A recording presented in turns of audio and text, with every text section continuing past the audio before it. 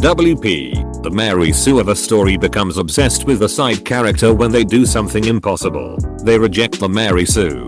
This leads to the Mary Sue using their powers to attract them and the side character being completely apathetic to their attempts. Gary.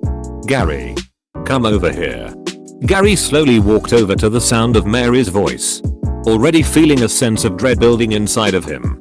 Ever since he had rejected the self-proclaimed beauty of the ages, master of 1,000 talents, champion of the ages and the greatest hero to ever walk the mortal realm, Mary Lestria Strenhimaleri Edavane had been behaving increasingly desperate to earn his love during the last few days. It had been very uncomfortable to say the least. Yes. Mary. You called for me. How may I? Gary's voice trailed off as he stared at the bizarre scene in front of him. A smiling Mary was waving at him while standing next to 3 wagons stuffed to the brim with the bodies of plucked geese. Are we having a feast that I am aware of? Said Gary slowly, unsure what to make of whatever Mary was planning. Mary laughed. Nope. But watch what I can do now. She clapped her hands together and chanted something in her ancient language. A bright shining pillar of light suddenly came down from the heavens to surround her that was so blinding that Gary had to temporarily avert his gaze. When the light faded, he turned back to Mary, only to be shocked by what he saw. All of the dozens and dozens of dead geese had not only been revived, but were now each covered in a coating of gleaming diamonds. They let out a loud simultaneous honk and blasted off into the sky, where somehow all of the clouds before had vanished and a triple rainbow had formed. As Gary kept watching, the geese flew together to form a single glowing message. Do you love me now? Gary looked back down to a hopeful Mary and awkwardly shuffled his feet. I'm sorry, Mary, but like I said before, I am not in love with you. Mary sighed, an annoyed expression appearing on my face. Damn it. And to think I wasted a half hour developing that spell. A light suddenly appeared in her eyes. I know what will work. I'll get you one of those lost ancient treasures from the legends of old. That will surely make you fall in love with me. She muttered to herself. Oh, Mary. That really isn't necessary. Gary's voice trailed off. Mary had already vanished from his sight. Judging by the sudden blazing path that had appeared next to him, she had already passed over the horizon. Gary sighed to himself as he stared off into the distance.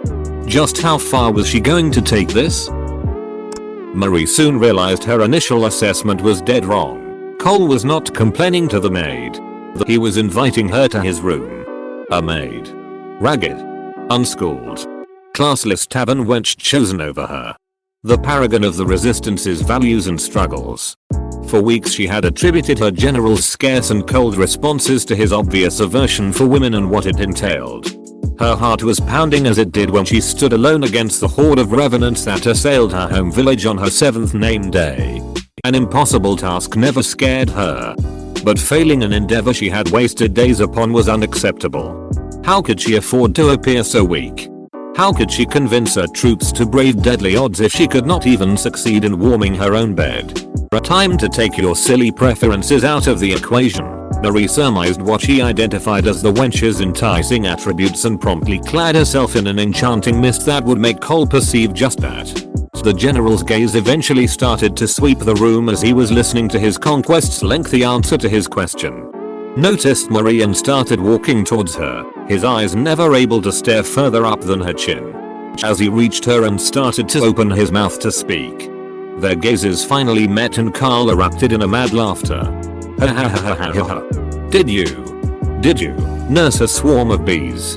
The general's evening of copious drinking sent him in an uncontrollable hysteric laughter, looking up to his leader only for the hilarity to increase.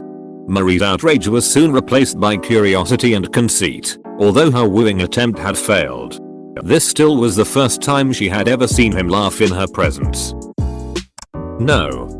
How could this not work? Mary whined after her ice spell failed to subdue the dragon. She was flicked by the dragon's tail and was flying kilometers away almost to the edge of the field. One of her companions quickly galloped over with his horse and picked her up. I told you. Magic doesn't work on dragons. Getting on the horse behind him, Mary was confused.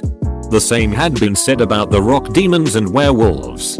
But she managed to get past those barriers to defeat the creatures rather quickly. No matter. It wasn't her first time failing on her first go. She just needed to try again.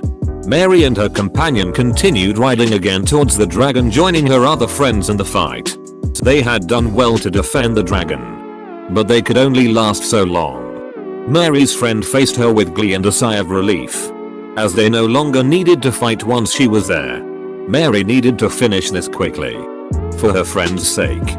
Mary nodded, getting off the horse, and started enchanting the ice spell again. She would get it this time.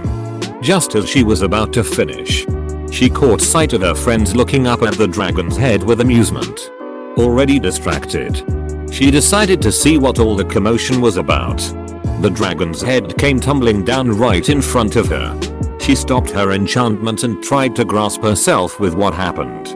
Moments later, her companion too hopped off the dragon's neck before the body fell over. Mary's friend started clapping as he took a bow. Thank you. Thank you. Magic is really not my thing. So I decided to use what I'm good at, he said, lifting his sword. Mary was shocked. Why didn't she think of using her sword? She was better at swordsmanship than he was. But that thought never crossed her mind. How could it not have crossed her mind? She was too focused on subverting obstacles to see the most simple solution. Mary suddenly became enamored by her companion. She remembered defeating him in a duel to win a bet for him to show where the dragon's cave was. He was the best sword fighter in the town. But alas, his skills were nothing compared to Mary's. He reluctantly obliged, as a bet was a bet. She never took the time to learn his name, as she thought he would leave as soon as he showed her and her group of friends the cave. Using the sword.